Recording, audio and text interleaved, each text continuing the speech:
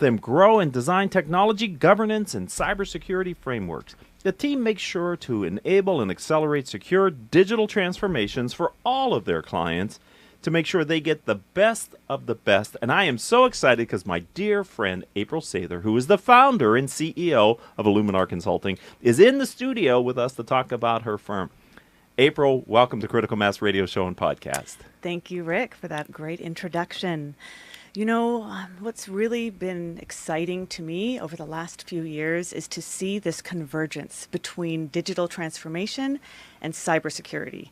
You know, they rarely occupied the same sentence until recently. Right, and cybersecurity is it's in the zeitgeist now. I mean, you can't get away from it with all that's going on in the news and cyber threats. But you also work in cyber governance, and we're going to talk about all that, ladies and gentlemen, here in just a minute. But I'm wondering if you might recall an interesting story, something that you can share with our audience to help us understand you as an entrepreneur and business person. Do you have something? Well, I'd like to share kind of a mix of stories, that everything that brought me here today. You know, I've spent a number of years leading lean transformations and post-merger integrations, so very complicated kind of transactions and a lot of people change and a lot of technology change, everything kind of coming together. And one of the things that I realized is that companies are struggling with a lot of the very same fundamental issues. One is the legacy system issue, and legacy systems mixed in with a hybrid and a big assortment, if you will, of systems accumulated over years. And so when they're ready to embark in this digital transformation, they're really slowed down by those that kind of weight. And the second experience I had primarily in healthcare and financial services was this reluctance, this real fear of what happens if we have a cybersecurity incident, what happens if we aren't protecting data properly. These are very legitimate concerns, but they really can slow down innovation. And when you have a super complex ecosystem, it's that much harder to have the confidence to really secure it. So I think that's one of the things that led me to create this organization, is I've kind of been in the trenches, if you will, and I know how to put together kind of action plans to make sure these things don't become impediments. And you know, to really compete, you need to be out there and innovating and not let the legacy systems hold you back. And April, I know you have deep experience with large organizations helping this transformation, whether it be lean or process improvement. But this isn't just the domain of large companies. I mean, you don't have to be that big of an enterprise. A lot of the people that listen to our show are small and middle market CEOs and business owners. They have the same risks and cybersecurity and compliance and governance that their larger brethren have, right? Absolutely. And the trick there is they don't necessarily have the budget and the resources. Yes. And so keeping it simple and not really going for every new tool out there, because it's often about the people and the process, and the tool's not going to fix it. You're just actually making yourself, putting yourself out there at a greater risk. Right, because cyber governance is sort of like any type of governance. It's the people and how well you execute against your governance plan that really determines how well protected you are. That's my experience, at least. Do you agree? I completely agree. And with changing legislation and changing regulation in California in particular around data privacy, everyone's going to be held to the same standard, whether you're mid-market, small, large. We all have to kind of come together at this and make it something that's sustainable and achievable for companies of all sizes. So you're a successful entrepreneur, a female entrepreneur in the technology space, kind of a unicorn in that sense, I would think, right? I mean, it's not exclusively a male field, but technology can be. Sometimes we just had an executive from Cox talking about how that is the case in her technology-based company. But I'm wondering, what is your firm's most successful area? Where are you focused to help clients? And who are you servicing today with your expertise? I'd say my clients fall into two camps. It's the proactive team and the reactive. Okay. So I'd like to start with the proactive category, because those are, of course, the best situations. When you're kicking off a digital transformation, you want to design security and privacy in right away at the beginning, and you're going through the process in a very methodical way. Then we have the reactive category. So you might have had a really tough audit and some findings that you need to remediate incident right away from a security perspective. You might have had a data breach or an incident. You might have a situation where you need to rapidly train your staff and provide that cybersecurity awareness, and at the same time rebuild trust with your client base. So those are the two kind of camps, and they can be really it just depends on what's going on out there. Well, there's a common saying, an ounce of prevention is worth a pound of cure. And as I hear her talk proactive and reactive, I'd have to believe from a cybersecurity perspective, that might be your experience as well. Preventing it is easier than remediating the problem? And less expensive, far less expensive. And on the expense note, I just wanted to make sure to bring up the topic of cyber insurance, cybersecurity insurance, and how a number of companies are making this investment and feeling, I believe, a sense of false confidence. Right. You read the fine print, and there are a number of situations out there where you're really not going to be receiving anywhere near what you thought you were protecting yourself So against. people buy the insurance, they figure I'm protected, and then they find out there are holes in the policy. Certainly, and in some cases that protection also leads to, let's not invest too much. We've got this great policy. Right. So, Yeah, we'll pay for it with their money if we have a problem. But what you're saying is the policy doesn't really cover the problem. Unless you're following your policies to the letter and your procedures. Oh. And I think many companies, the leadership feels that's happening. And then you go down and say, well, when was the last patch? It's very hard. It's much harder to execute it than it is to write those policies. So it's what we said earlier. The cybersecurity and good governance in the IT space, it really comes down to the people. And are they living and doing what they're supposed to be living and doing? And that they understand why. And it's one thing to tell people to do something, and it's whether it's fitness or financial, we all know what we need to do. It's a question of, are we really going to do it? Yeah, knowing is not enough, ladies and gentlemen. Knowing does not lead to doing, right?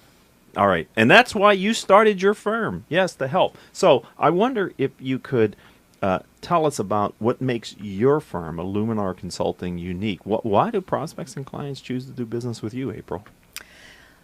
Several reasons. One, I wanted to emphasize at this stage, we are product agnostic, and that is very unique out there. A lot of our competitors are aligned to certain platforms and products, and there's pros and cons to both, but I feel I very much like to say Illuminar brings an objective, client-centric view, looking at all the vendors, weighing the pros and cons, and letting the clients decide what makes the most sense with our recommendations, of course. Also, at this stage in our growth, I personally am part of every engagement, and that is, I take that very seriously. I would consider myself as a partner level resource with lots of experience in a breadth of areas.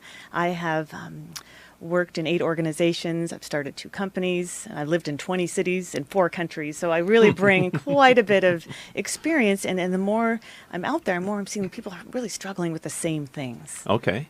So you said 20 cities in 4 countries? And now you're here in Orange County, Southern Indeed. California? And how does Orange County compare to some of the other places that you've lived in your life? Among the very best, There you if go. not the very Okay. best. All right. Well, maybe over time you'll come to realize it is in fact the best place to live. April Sather. One of the things you said is you're product and technology agnostic, and I could see that as an advantage. But why, as a business, as an entrepreneur, did you decide that's the right choice for your company rather than aligning with a specific brand or product? And right now, this is kind of the direction I wanted to go, because as a past CISO in an insurance organization, I just remember being deluged with vendors from the product side and even advisors who later I'd find out, oh, well, actually, they're just pushing this product. Oh, boy. And then I felt that, what is this really about? And then I had to do my own extra research. And at this particular stage in the cybersecurity product market, when there are just so many products out there, there are a lot. And then you'll see more sophisticated sectors, say the GRC space, and it's really changing rapidly. So a lot of the players are disappearing. So GRC means governance, risk management, compliance. Thank you. You read my mind. So no acronyms. Must be the look on my face. What the hell is that? But okay. So a lot of times there's the silver bullet, it disappears, and making sure you're doing like the best practices, the best principles, and then the tools follow. But isn't that harder for you as an entrepreneur? Absolutely harder. Okay. So even though it makes more of a challenge for you and the way you construct your organization and the kind of talent that you need, because you believe it's in the best interest of your clients, you've chosen this model. At this stage, yes. Okay. And you keep saying at this stage. Why do you say that at this stage? Whether this is sustainable, if it really evolves that greater than 50% of the clients are all on Office 365, for example. So really focusing on that suite and becoming an expert there and bringing that level of service, perhaps that might make sense at one time. Right. With the outsourcing of IT in general, a major trend. Yes. One of the things Illuminar isn't in the business is the day-to-day operational outsourcing, so license management, user support, that type of thing, and we're more on the strategic side. Right. And so I have some great relationships of firms that we recommend to our clients for that type of service. Sure. But I think it's great to separate those two, and a lot of the outsourced service providers are very closely aligned to vendors and have that relationship as well. That makes sense. So, April, you said another acronym that I need you to come back and explain. CISO? Oh, Chief Information Security Officer. Okay. So that is a thing.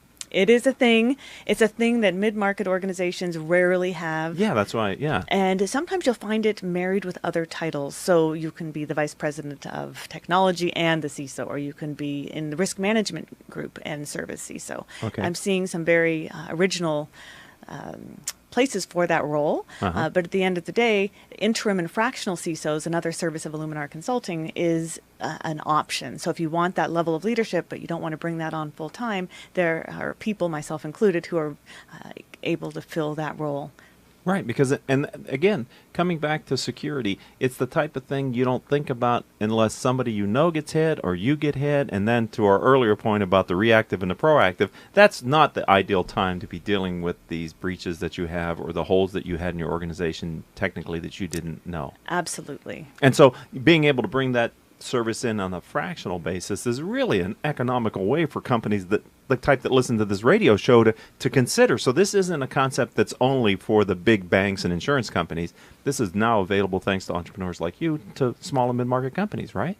Yes, and it's an area that I'm really focusing on growing. Okay. And as well as the CIO as a service. And I just wanted to say a few words about what governance looks like, because I think the word governance gets a very bad reputation, and it's earned that over the years. Okay. As the box checking, as overhead, as going, what are we really getting from this? Right. But I have a thought leader. His name is John Thorpe, and he came up with 4 very simple points to help people get a handle on what governance really should be. Okay. It's, are we doing the right things? Are we doing them the right way? Are we getting them done well? And are we getting the benefits? It's all around value. This isn't technology for technology's sake. It is all about the value to the business and to the consumers. Because thank you for that. And we're going to come back in a second. But, a lot of times CEOs of middle market companies, they're challenged to look at the real ROI of the investment they make in technology. And I've heard some of them express a concern that even their technical people are sort of wanting to have the latest and the greatest, and they use the buzzwords to convince them that they need it. And they're always a little suspicious. But in this sense of having an outside service, I would think this is where a fractional CIO might be very valuable to be able to come in and share sort of best practices of companies that are similar in size and scope to the company, and help the CEO feel good that they're making not only a best case decision, but also one that's prudent given their size and scale. Yes, because technology costs can spiral out of control so quickly, and it's much easier to buy something than to retire it. Right. What do you mean by that? Well, so when you keep adding to your application portfolio, and people end up with sometimes over 100 applications in smaller companies than you'd ever imagine, you end up with data spread everywhere. You end up with licenses you're not using, you're paying for. You end up with kind of things disjointed and not really able to control it anymore. Right. It's chaos is really what you end up with. Is that a part of governance? Yes, absolutely. In what way? Without governance, that happens. So you'll have someone in one department saying, I need this, and another department, no one's talking to each other.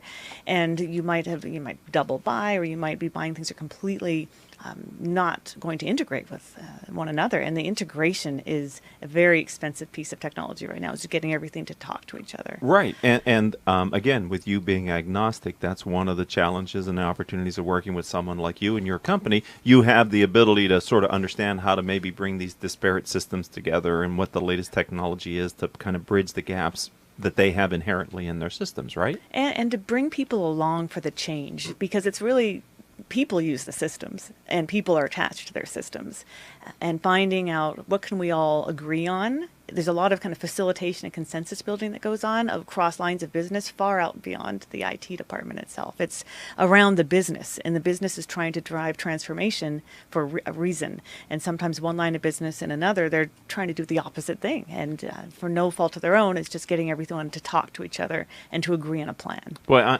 I know you well, and you're a friend of mine, and I understand your business because you and I have been talking about it for some time. But I am really marveling at how much you keep bringing it back to the people.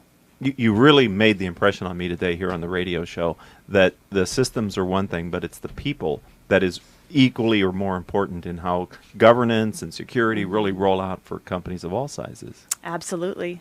And so that must be, in working with you, I have to imagine the CEOs of the middle market companies, they too get this impression and understanding, which probably they can carry forward with them into the future and how they approach these decisions, right? And it all comes back to the return on investment and the value, and what are you delighting the customer on their journey? And the customer is not paying for all of this. They want just the experience and the outcome. Right. And so to make things simple and really transparent is the idea. And really the CFO needs to be a big part of the discussion as well. Yes. Because they are also attending a lot of exciting conferences out there and coming back with some great ideas. And sometimes the executives bring back to IT, this is what we're doing, here we go. And then they haven't maybe had a chance to talk to operations or marketing. And it is very interesting just to hear everyone's perspectives on what's most important. We're talking with April Sather. She is the founder and CEO of Illuminar Consulting. Interesting conversation. I wonder if you could help us maybe, in layman's terms, what is technology governance? We've talked around it, but I want to give you a chance to, from your perspective, in layman's terms again, what is it? Why does it matter? And what does it look like when you work with a client and successfully? Well, those 4 questions, those really speak to technology governance, but I have created a list of 6 questions for a leader to ask themselves, and if you're able to say yes, you have technology governance. So here they are. Okay. Number 1, I am clear on the most important digital capabilities that my firm has to have to be competitive today. Number 2, I know the most important capabilities in the next 1 to 2 years, and I have a plan to deliver those. Third, there's an alignment between business and technology strategies, and resources are prioritized accordingly. Number 4, I can list our top technology-related risks and how we are managing each one. 5, I know where all of our data is and have assurance that it's adequately protected. And finally, I review our IT vendor performance annually, and I'm confident we're getting great value for our investment and that the outcomes are being delivered per contract and exceeding our expectations. So these 6 questions are questions that you would expect a CEO of a middle market company to be able to answer affirmatively. Correct. And they come based on your years of experience working in larger firms, seeing where they had their focus and where they deployed their resources, right? If you can answer these 6, there are certainly more, right. But these are the basics. Right. These are really, they come down to that sense of governance, control, but also value. And so aligning business and technology, that's really what the governance is all about. Is this something that you do as a fractional CIO when your company is being contracted by a small mid-market company? Are these the kind of conversations, the education you want them to have, not only putting the systems in place, but also helping them from a conceptual perspective? Absolutely. It's more of a management consulting service than I would say a pure play technology consulting service. Right. It's bringing it all together. Right. And once they can answer these questions confidently, then I would expect they can almost look a little deeper inside their organization in specific areas, right? This is sort of where you start. Yes. Okay. And so if someone wants to get those 6 questions, do you make them available to people? Could they be available to people if they're interested? They could be, absolutely. Okay. All right, email me. Yeah, because I think these are, and we're going to get to that in a minute, ladies and gentlemen, here on Critical Mass Radio Show and Podcast. Matter of fact, we're going to do that pretty soon. As I look at the clock, we're just running out of time. April, who knew that the show was going to be ending so soon? I had more questions for her, ladies and gentlemen, than I had a chance to ask her. So shame on me. April, sometime will you come back? Absolutely. I prepared for the rest of those questions. Right. And so I hate to leave them for waste, but, time is money, and we are going to be out of time. So if someone would like to learn more about your firm. How do they find you online, April? IlluminarConsulting.com. And you need to spell that. I'm sorry. ILLUM for Mary, IN for Nancy, AR, consulting.com. And you are also welcome to phone me directly at 949-324-0143 or look me up on LinkedIn, April Sather. How do you spell Sather? S for Sam, ATHER. Well, this has been fun for me. I've enjoyed talking with you about your business and learning from you in this conversation. Thank you for being a friend of the program and a part of the Critical Mass community. Thank you, Rick. It's been great. All right, we're going to shake hands here. You can see us on video, so not only do we stream this live on octalkradio.net, but it's also out on YouTube in the video, and so you may want to tell your friends and share that. I'd also like to thank our engineer for today, none other than Mr. Paul Roberts, and our producers without whom we could not do this show, Joan Park, Crystal Nunley, and Haley Stern. If you'd like to connect with me, I'd say let's start with LinkedIn. I'm Richard Franzi, Franzi. And until our next show, I hope all of your business decisions will move your company in a positive direction.